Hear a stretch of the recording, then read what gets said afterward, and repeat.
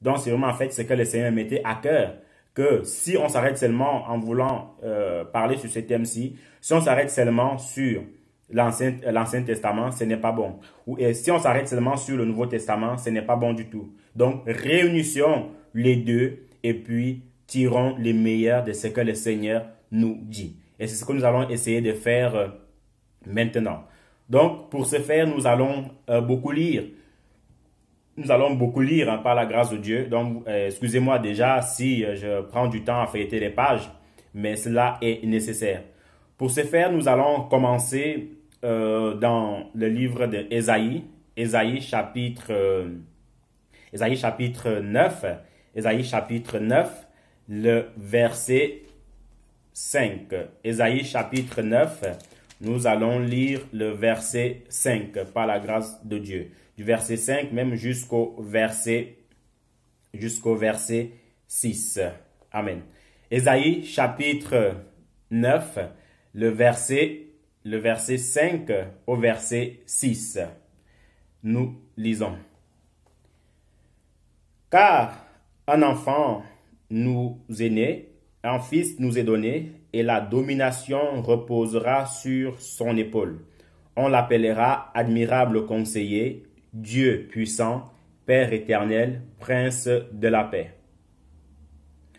Donner à l'empire de l'accroissement et une paix sans fin au trône de David et à son royaume, l'affermir et le soutenir par le droit et par la justice, dès maintenant et à toujours. Voilà ce que fera les ailes de l'Éternel des armées.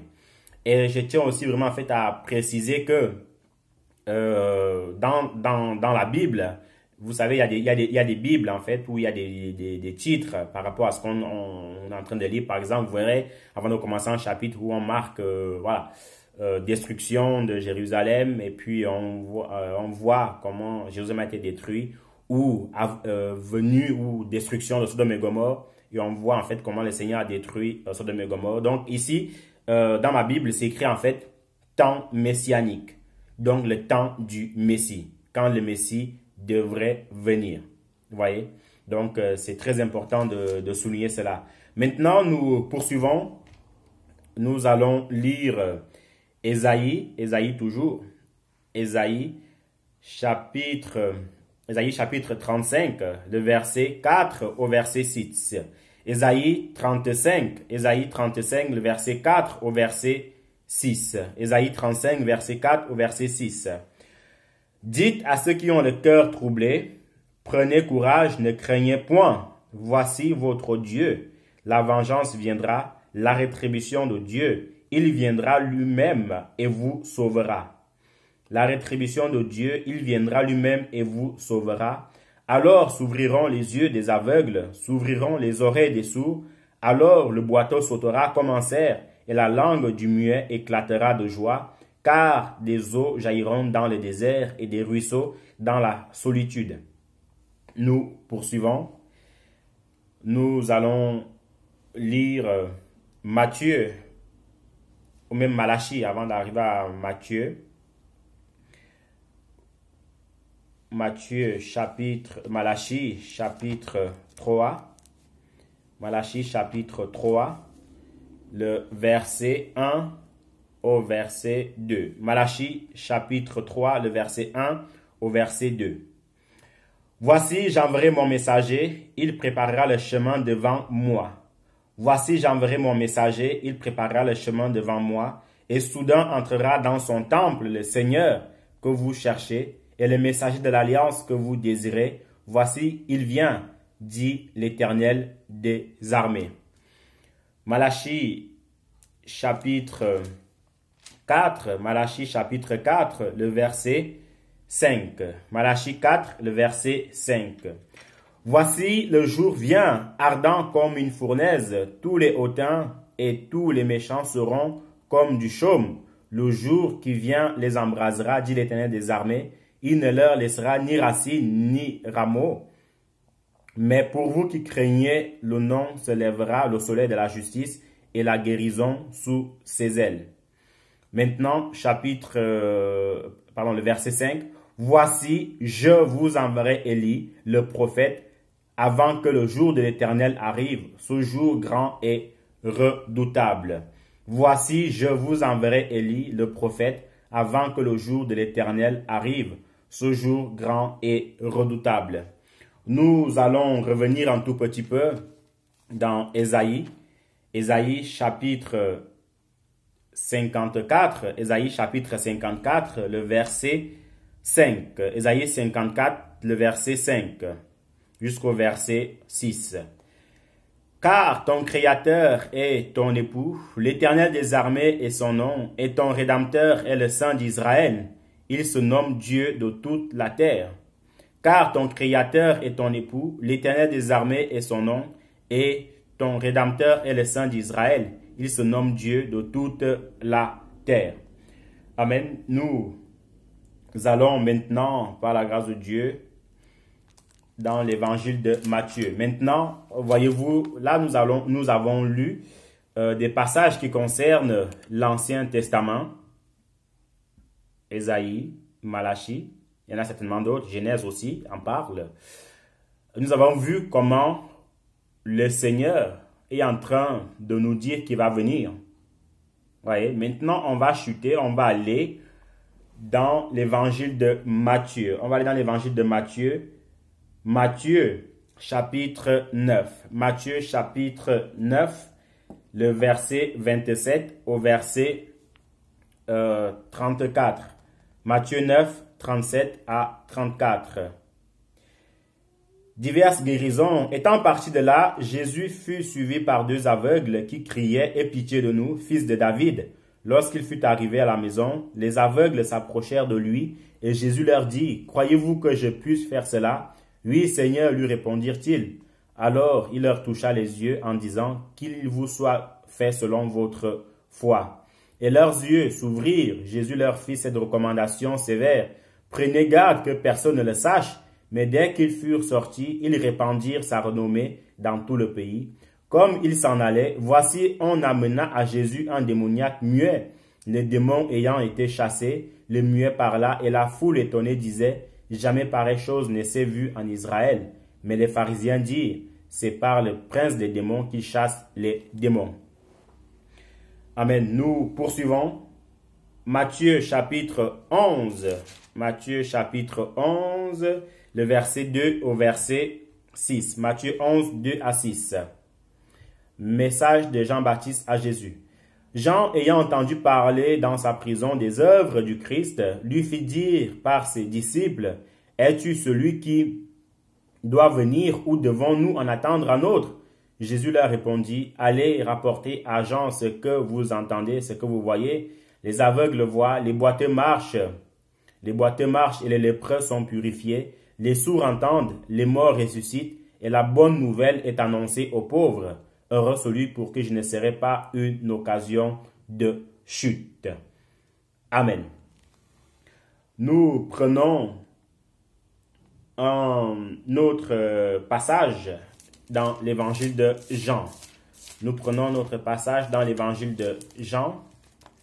Jean chapitre 9, le verset 6. Jean 9, le verset 6. Après avoir dit cela, il cracha à terre et fit de la boue avec sa salive. Puis il appliqua cette boue sur les yeux de l'aveugle et lui dit, « Va et lave-toi au réservoir des Siloé, nom qui signifie envoyé. » Il y alla, se leva et s'en retourna, voyant clair. Ses voisins et ceux qui, auparavant, l'avaient connu, comme un mendiant, disaient, « N'est-ce pas là celui qui se tenait assis et qui mendiait ?» Ainsi de suite, ainsi de suite. Donc, par la grâce de Dieu, nous allons lire un autre passage. On ne va même pas le lire, on va juste le commenter. La Bible nous dit que dans Jean chapitre 3, le verset 16, que Dieu a tant aimé le monde qu'il a envoyé son Fils unique afin que quiconque croit en lui ne périsse point, mais qu'il ait la vie éternelle. Car Dieu a tant aimé le monde qu'il a envoyé son Fils unique sur cette terre, afin que quiconque croit en lui ne périsse point, mais qu'il ait la vie éternelle. Donc, c'est ce que l'apôtre Jean nous dit dans Jean 3,16. Et l'apôtre Jean nous dit encore que, moi et le Père, nous sommes un. Moi et le Père, nous sommes un. Nous allons le lire par la grâce de Dieu. Et ça, nous pouvons le retrouver dans Jean chapitre 10, le verset 30 au verset 33. Moi et le Père, nous sommes un. Alors les Juifs prirent de nouveau des pierres pour le lapider. Jésus leur dit, je vous ai fait voir plusieurs bonnes œuvres venant de mon Père, pour laquelle me lapidez-vous? Les Juifs lui répondirent, ce n'est point pour une bonne œuvre que nous te lapidons, mais pour un blasphème, parce que toi qui es un homme, tu te fais Dieu. Jésus leur répondit, n'est-il pas écrit que vous serez des dieux? Bon, ça c'est un passage supplémentaire. Et nous allons aussi lire Jean chapitre 8, le verset 56 au verset 59. Jean chapitre 8, le verset 56 au verset 59.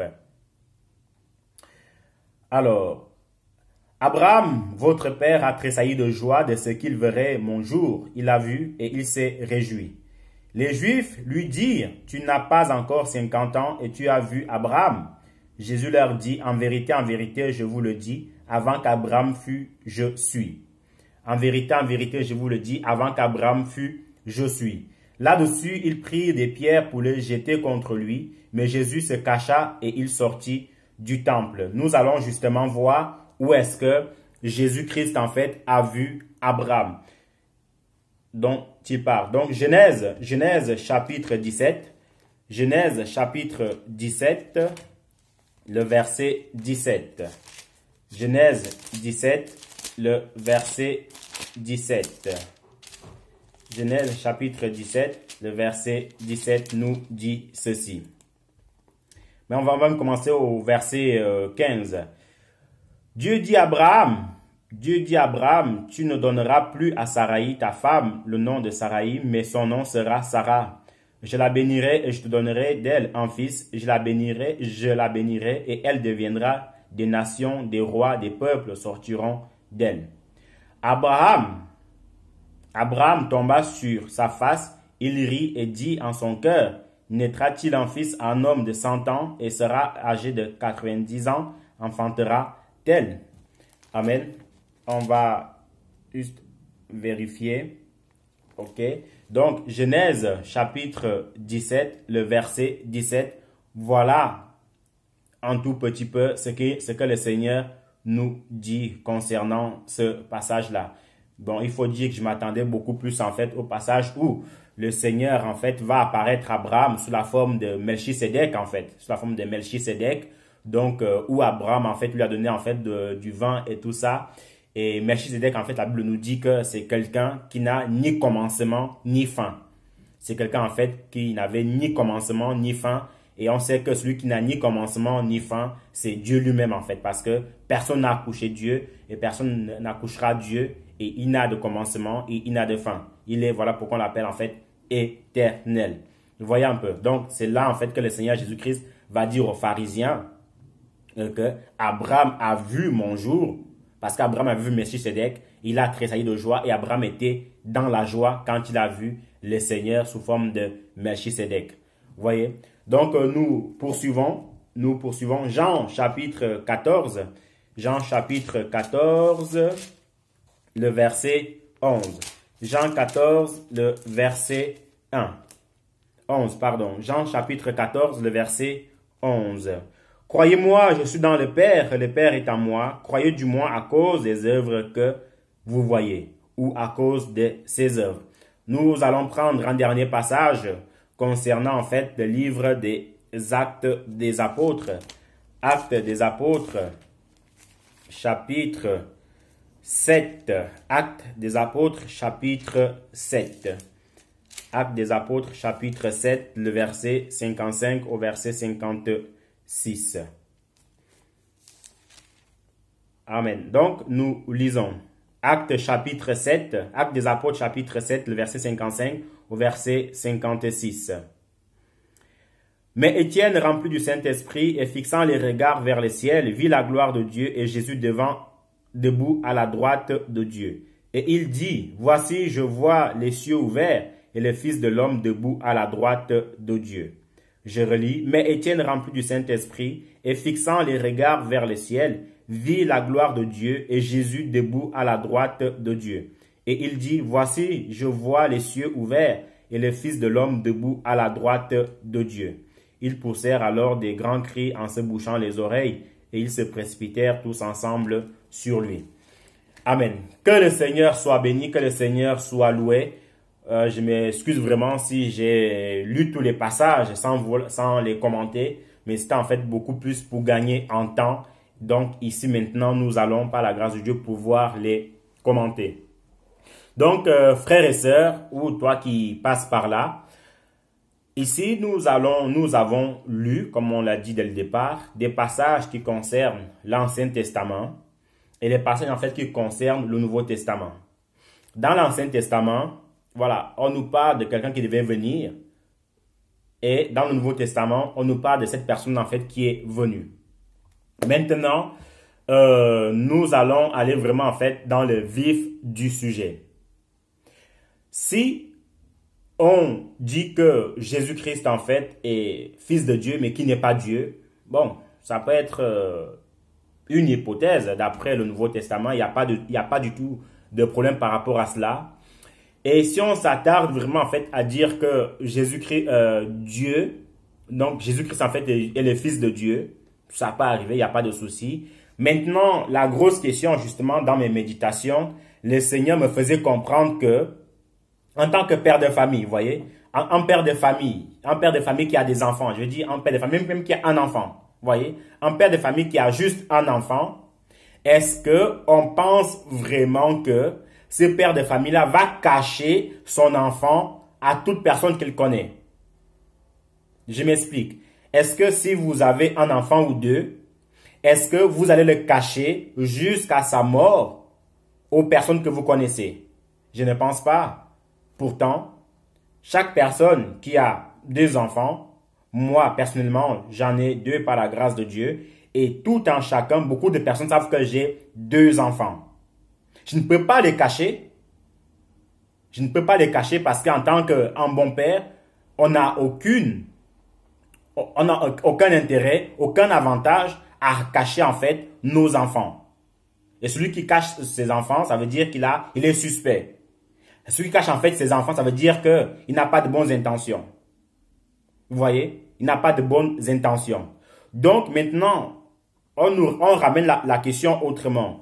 Est-ce que vraiment dans Dieu, s'il avait vraiment en fait fils comme Jésus en fait était seulement son fils, il nous l'aurait dit dans l'Ancien Testament, vous voyez?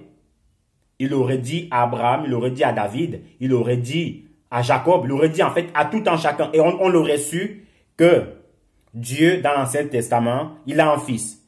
Mais durant tout l'Ancien Testament, donc de Genèse jusqu'à Malachie, on n'entend pas que que Dieu a un fils qui s'appelle Jésus. En aucun cas aucun passage de la Bible nous révèle que Dieu a un fils. Mais je dis bien en tant que Jésus-Christ, sinon Dieu a beaucoup de fils dans le monde entier. Je suis fils de Dieu. Vous qui écoutez, convertis, vous êtes fils de Dieu et tout ça. Ce n'est pas de ça que je parle, mais je parle en fait en tant que Jésus-Christ, fils de Dieu. Parce que si Dieu avait un fils qui s'appelait Jésus-Christ, voyez-vous, il aurait dit à Abraham, parce qu'Abraham était son ami, le père de la foi, il aurait fait comprendre à David qu'il estimait en fait